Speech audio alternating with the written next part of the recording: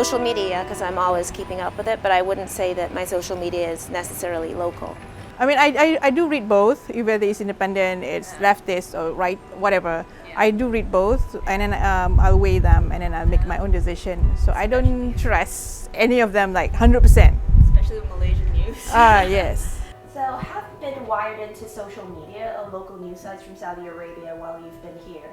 Yes, every day I will look at the website and social network to look for what happens in my country and Arab world and the world usually. Well, to be honest, I'm tracing on the literature news because it's the only thing I understand more or less. So I can only speak about literature. I have quite international social media, so a lot of the news on it isn't intensely local. So when I'm really focusing on local stuff is when I have to write, then I have to go. 我自己嘅發表習慣就會多喺一啲傳統嘅報紙嗰度，咁所以我同時都一直同香港嘅一啲報紙嘅編輯有聯繫。 Tapi of course kita baca sajalah. Kita tak boleh percaya semua. Tengok saja dan dapatkan apa maklumat dan sebagainya. Nanti kita saring, bukan semuanya boleh diterima. How are current events from home affecting you as well as your writing when you have this like physical distance from home? 依家發生嘅事，香港相對嚟講，我覺得今年係平靜過舊年嘅，因為舊年發生嘅事情比較多。 Well, I mean, we have an election coming up on October 16th, so I think that's pretty intense in Canada in terms of those debates, especially now that like the niqab debates, so the Conservatives are really using the wearing of niqab to rise in the polls, so there's a lot of activity around that. 正好因為冇乜好大嘅事件，而我又喺一個安靜嘅環境，咁我就可以好專心寫嘢咯。 I don't feel this distance. I mean, with the internet, with the Skype, the Facebook, it's never. I mean, I don't believe that the distance is essential. Distance is not essential anymore. Do you feel this physical distance has also put you at an emotional distance from what's happening back home? When you are there, bila kita kat situ kita rasa macam mungkin kita ada emotional influence ketika tu. Tapi bila kita jarak kita rasa macam ni kelakar. It's funny, right? Ni pun korang nak gaduh kan? Benda-benda macam ni lah. Yes, I concern more now because I'm not there and I can't do anything about it. So yeah, it feels like I'm attached more. I wouldn't say at an emotional distance because I think I'm part of my community and my community is part of me. I think just in terms of realizing how connected I am to those things. So. 咁我依家就反而可以遠少少去睇嗰啲嘅事件，而唔係每一日都俾一啲新嘅議題，每一日都俾media 上面討論緊嘅嘢去拉住佢。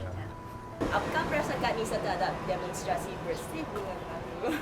Very political. I was there. I wasn't even here yet when bersih happened. Belum sampai lagi. So for me, it's purely political. You can see it. You can look at it as citizen rise, perjuangan rakyat. But that is the front. What I think it's Haron who said, it's not who's sitting in the parliament, it's who's sitting in the streets, right? Which I think is more important, which is exactly goes to sort of grassroots community building, community mobilization, that kind of stuff. I think is more important to me than elections. Yeah. They call it the citizen uprising, but I don't think so. It's 100% motivated by the people. It's politically motivated.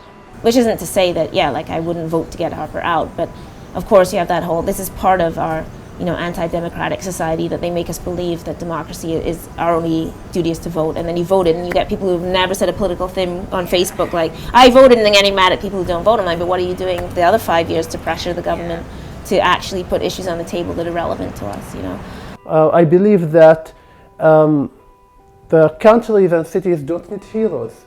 They just need thoughts, and they are hero enough to do them. I think the umbrella movement is one of the biggest events in the past decades, and so many students participate in this event.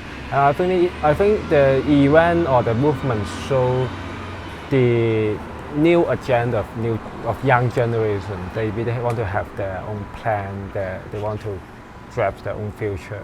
They want to decide the new Hong Kong culture or political system. The point of activism is to build the structures together so that we can all care for each other and we can mutually have the structures care for us, and we wouldn't be beaten down all the time because we would have the structures if we took the time to build them, you know? In any country in the world, there will be problems, and it depends on how you want to bring it up. You want to highlight the issues, you want to highlight the problem, or you want to highlight the solution.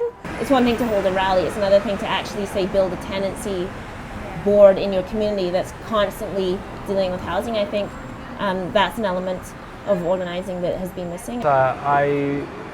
I'm really concerned about political issues, but I don't really I don't write poems or works for political issues. Yeah, absolutely. Yeah. So, The recent news concerning the Nobel Prize winner. Yeah. Svetlana Alexievich. Actually, I don't think that there is Syrian refugees in Saudi Arabia, but I know that Saudi Arabia helped with a lot of money, like millions of money, to countries who have borders with Syria. do you personally feel that she was deserving of it? No, she wasn't. I think. Well, what does it mean? I mean, she's. There's always those battles to be fought, like how do you centralize yourself both within your own being and within your community's being, and then how do you get your story out, which is, I guess, the point of writing. Actually, I cannot say whether she deserves the Nobel Prize in literature or not, because I have no illusions concerning Nobel Prize on literature, because I understand that it's not about literature. It's about literature in some way, but not necessarily. What you need to do is, in my community, is just to make a spark. I would never put Malaysia down, no matter how bad it is. I will bring up my country. Before I am artist, before I am a poet, I'm a human being and I am a citizen.